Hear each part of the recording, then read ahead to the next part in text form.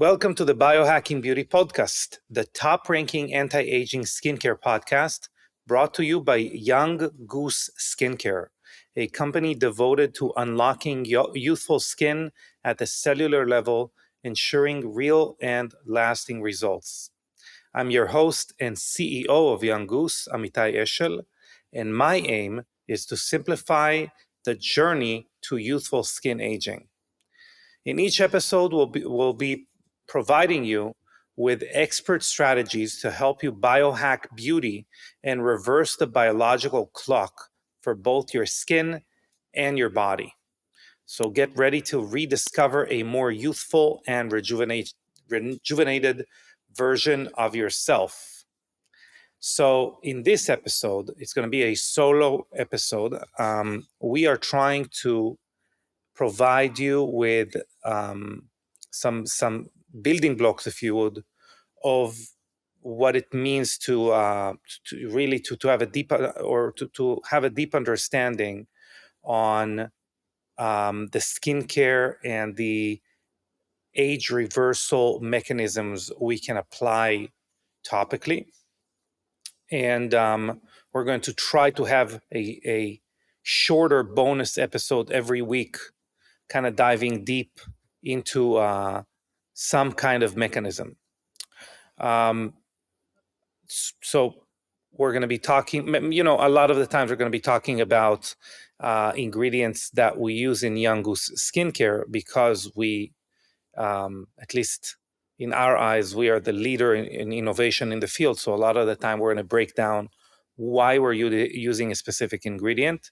But fear not, even if you're listening to it in a country that, Young Goose is not available, or if you are just not a fan of the products, you have your own products, these insights are normally easily applied to any regimen that you might have. So if you haven't done so yet, we are asking you to leave a review and a rating, preferably on Apple Podcasts or anywhere you're listening to this episode. Even a one-word review is super, super appreciated since it lets us reach more people and improve more people's lives. And now, without further ado, let's talk about today's subject, which are neuropeptides. I think it's important to understand that a lot of skincare companies nowadays are throwing around the word peptides. And peptides are, before we get into what neuropeptides are, very shortly, peptides are basically short amino acid chains that your body uses as communication molecules, or kind of a lock and key mechanisms to which your body uses them to activate or deactivate certain pathways, certain actions in the body. And neuropeptides are that mainly around synapses, around neurons. That is why when we're talking about skincare, we're going to have a differentiation. Rather than some peptides are going to be used more to promote collagen production, other ones are going to be used to maybe unlock a certain mechanism like senolytic activity, which eliminates senescent cells. Like that, there is a pretty famous brand that have claims around that these days. Neuropeptides are working on the contraction ability of muscles in the skin, not dissimilar to what Botox would be. And we're going to kind of take a look at how they do it right now. So how do really neuropeptides work?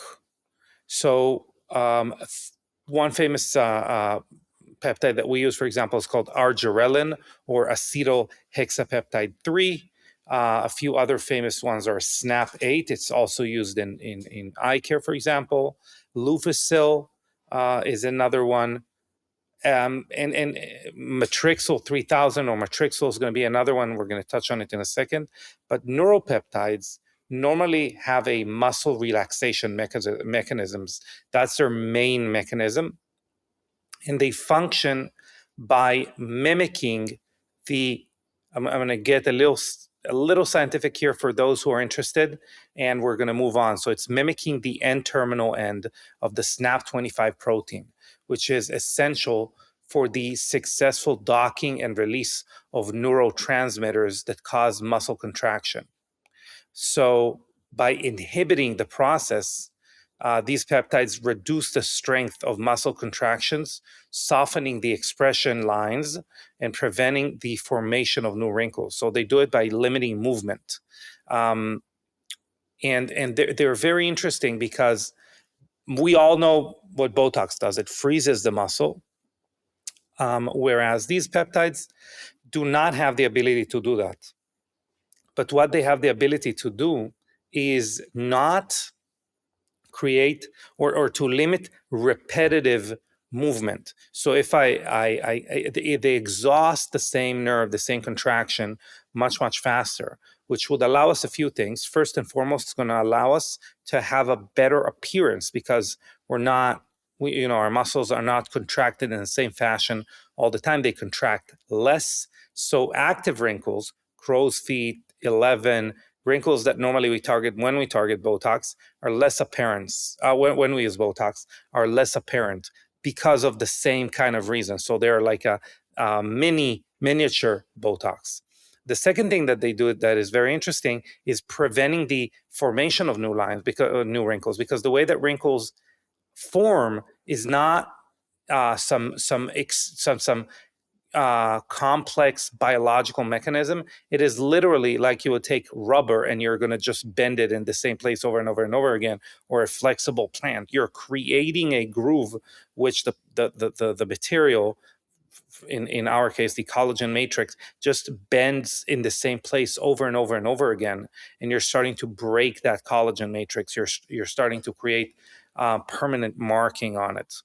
That's different from, for example, stretch marks, which is a tear of the collagen matrix. So here we're just basically creating permanent mechanical change. So if we can prevent the skin to fold consistently over and over again in the same place, we can prevent some of that wrinkle accumulation. And we can also support other mechanisms. So, and less known fact about that's why I'm going to reach the conclusion now. A less known fact about neuropeptides is that they support collagen and elastin production.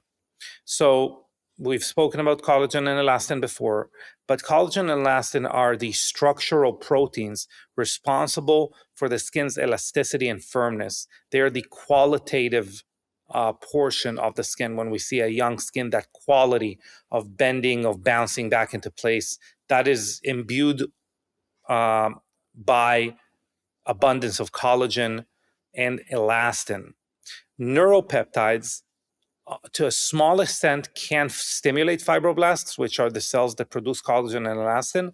But more than that, our skin creates collagen all the time. Our skin creates elastin all the time. It is true that it creates less when we age, but it is still something it does all the time. So by offsetting the balance between damage, because you're incurring less damage, repetitive damage, to repair, we can actually increase the amount of, or we can support the production and the deposition of collagen and elastin. A few peptides that are specifically beneficial when we're talking about stimulation of collagen and elastin and fibroblasts are Matrixyl, and not to be confused, for example, with Matrixyl 3000, but Matrixyl and Matrixyl 3000s, they both do it. They stimulate the matrix molecules, for example, collagens, fibronectins, elastins, that support the skin structure. So enhanced production of these proteins lead to firmer, more plump skin that appears more youthful. So that's, again, we're talking about, first and foremost, we have a better appearance of the skin, but it actually, the benefit there is less accumulation of wrinkles. There is the support of collagen deposition and building a new collagen matrices and repair, and some stimulation. Matrixyl does it better, but it is not as good in, again, in suppressing muscle contraction. That's why it's a peptide that I specifically like less, or peptides that I specifically like less. So another thing that is very interesting with neuropeptides is that they can dampen or regulate inflammatory responses. So chronic inflammation, unresolved, lingering inflammation, can accelerate skin aging. It actually has a name. It's called inflammaging, which leads to wrinkles, loss of elasticity, loss of or increased laxity. Neuropeptides, to some extent, especially when working together with other peptides, can help modulate immune responses in the skin, reducing unnecessary inflammatory reactions. For example, certain neuropeptides can decrease the production of pro-inflammatory cytokines or signaling molecules, which are molecules that again, like signal inflammation, leading to a protection of the skin from inflammation-induced damage. That includes also inflammation that drives uneven pigmentation.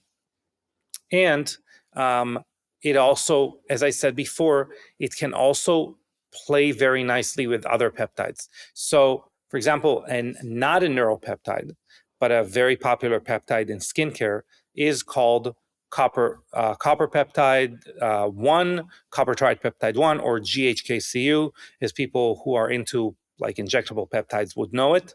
So GHKCU, when we apply it on the skin, it actually does very little on its own, because it stimulates the deposition of collagen, but when we move our face, this collagen is broken down. It's not very effective on its own.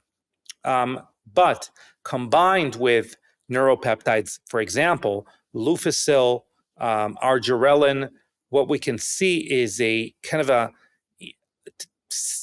an effect that is synergistic, and we can see better collagen deposition, better accumulation of collagen and elastin. And since they help GHKCU also kind of fight chronic unresolved inflammation, we can see again a supporting function there. So a lot of the times they're not going to be working on their own. So it's not something that we want to look for as part of a symphony of ingredients rather than a solo instrument, if you would. Another interesting anecdote about neuropeptides is their strengthening of skin barrier. So the skin barrier is the outermost layer of our skin. Some would say it is actually outside of our skin, but it acts as a shield against environmental stressors. So neuropeptides can influence the production of ceramides and other fatty acids, which are crucial components of the lipid matrix of the skin barrier. So you can think of it as the production of, obviously, of sebum, of oils that go to the surface of the skin. They're not going to make you oilier, but it actually helps the kind of the reaction. So if the skin needs more oils, it is going to produce more oils, and it's going to build a more robust skin barrier, again, especially when combined with other ingredients like biomimetic lipids, I'm sorry. So combined, it provides a stronger barrier, which prevents, for example, moisture loss, and protects against irritants and pollution and pollutants, which can contribute, again, to skin aging. Last, very, very interesting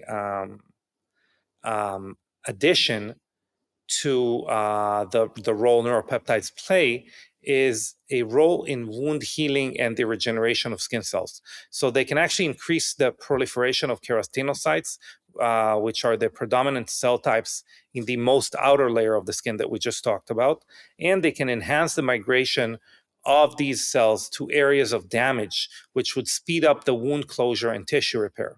This doesn't only help maintain healthy skin, but it also ensures that the skin can recover effectively from injuries or treatments or again, like sunburn, UV, etc.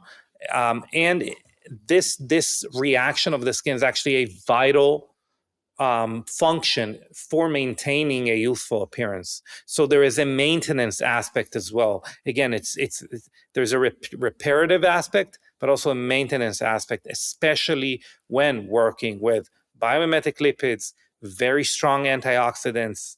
All of these things together play very nicely. So some practical tips on how to integrate these peptides. So as I said, these peptides really don't work in a vacuum. We need to use them in conjunction with products that actually call on collagen production or skin repair, and these are going to be the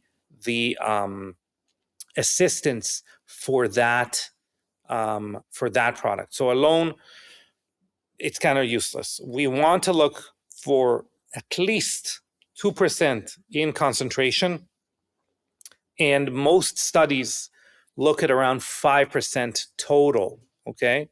Whereas in products, again, for example, like Youth Reset, Youth Daily, the new serum and cream that we use, that we launched, that have spermidine, that have NAD precursors, that have enhanced resveratrol. It also has a peptide complex that combines GHKCU, copper peptide, and Argireline and Lufacil. So these are actually combined at a 10%. And the reason is that is a therapeutic dose, but we're combining, again, ingredients that stimulate renewal, stimulate collagen production, and we're supporting that with these peptides. Alone, peptides do extremely little. They're not a full recipe of how to have a younger looking skin. They should be really the third ingredient you should hear when a company is talking about their product. It's not going to be, if a company leads with a peptide, it is a very lacking product, if you would. And I wouldn't necessarily use this product. And that is why if you look at any Young Goose product, for example, let's talk about Care. So Care has, for example, Matrixyl 3000, has Snap 8, which is very similar to Argireline. So these are ingredients that normally we don't even talk about, because we're talking about, again, we're talking about NAD precursors, we're talking about enhanced resveratrol. The peptides are coming third or even fourth after things like astragalus extract. And the reason is because alone, as I said, they do extremely little, but they are great force multipliers. So once we have those ingredients there, we're going to make sure that the peptides are at a therapeutic level to support that renewal. Also from a standpoint of not letting the skin kind of fall to the same patterns of folding, of movement, that would kind of destroy the scaffolding the very delicate scaffolding that we're building with other molecules, but also because it helps us deal with inflammation, and it helps us, it stimulates a little bit collagen production. It also rebuilds the uppermost layers of the skin. So all of those things together are very important. Alone, not as good.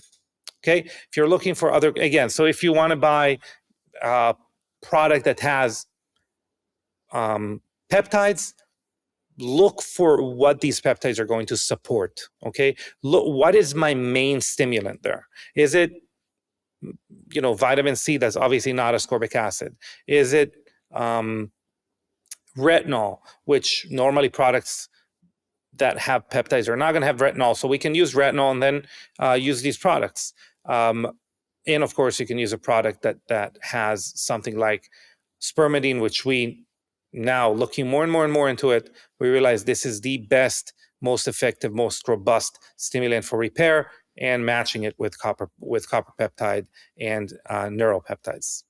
So we had a few questions that are around peptides and neuropeptides, and I wanted to answer them specifically for this podcast. So a legit question someone asked is that I don't want to do Botox.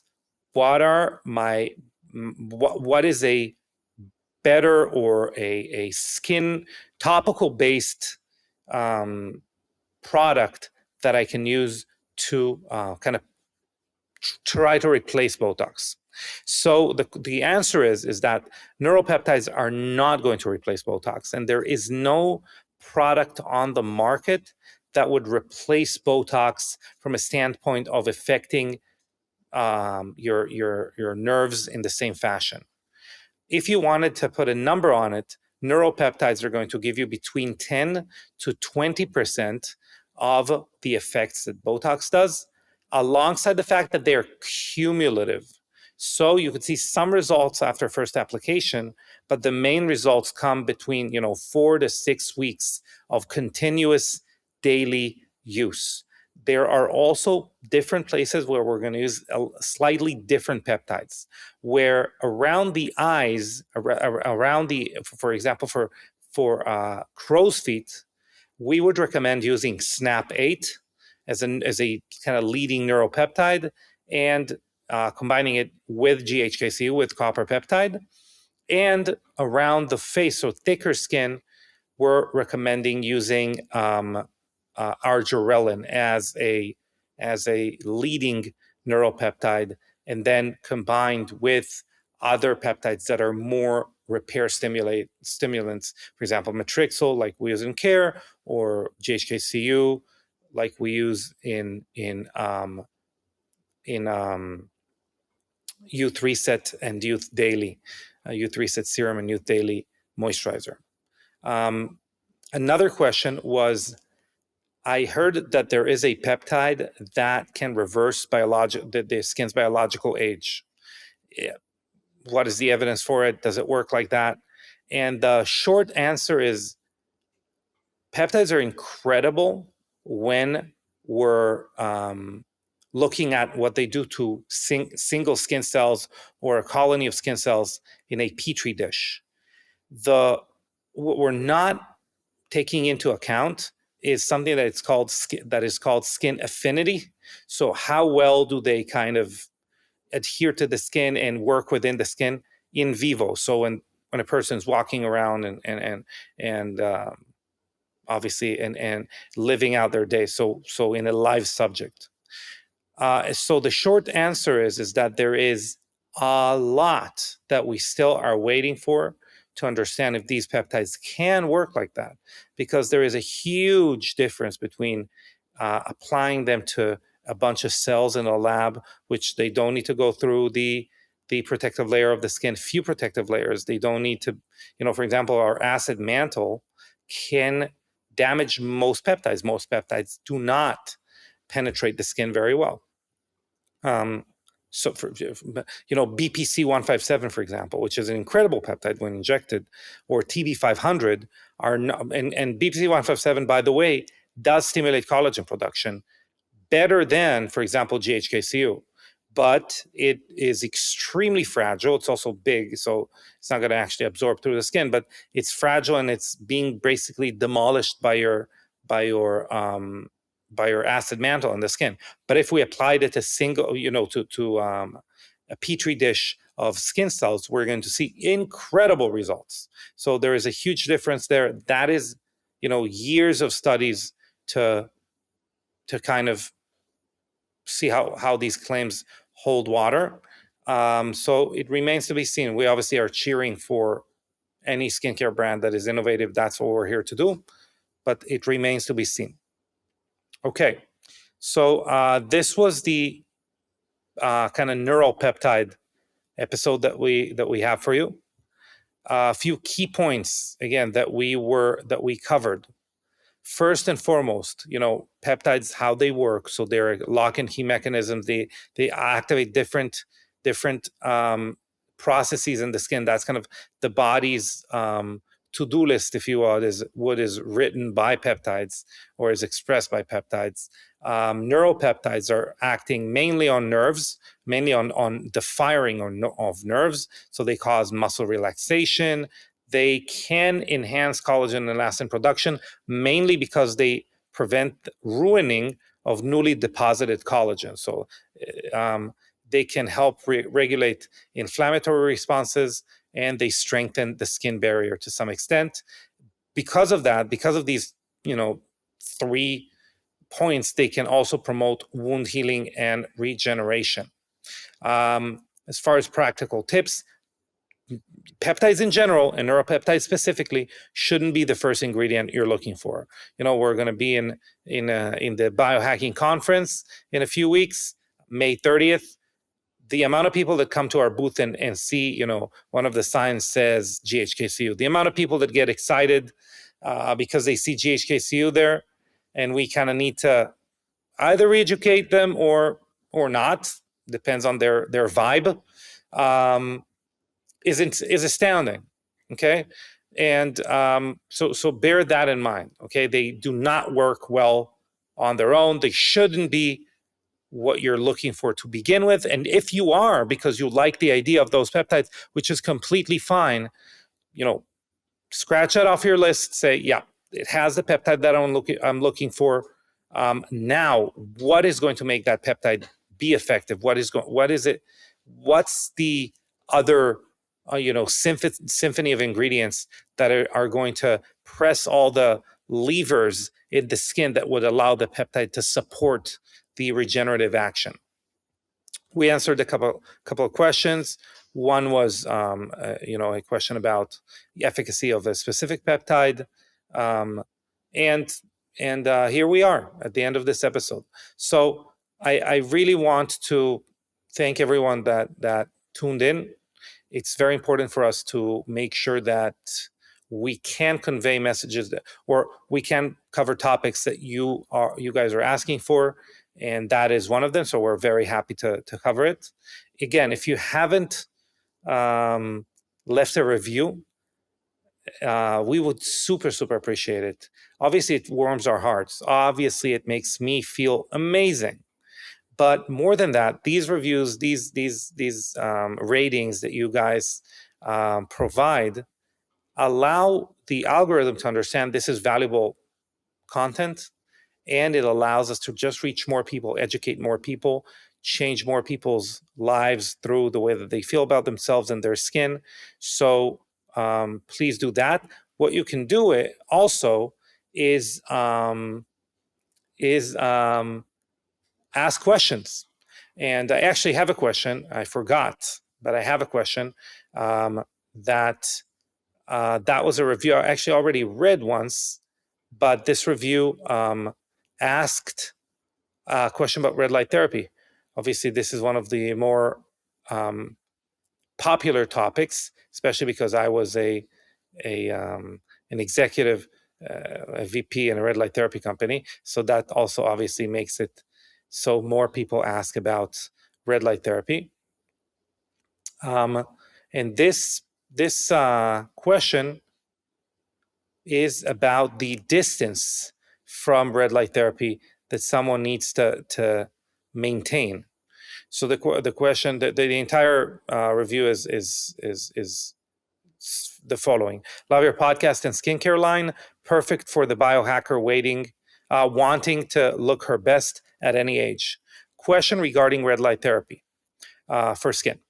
There are so many different guidelines for how close the red light therapy panel should be from the skin for best results. Some experts say 6 inches, others say 18 inches.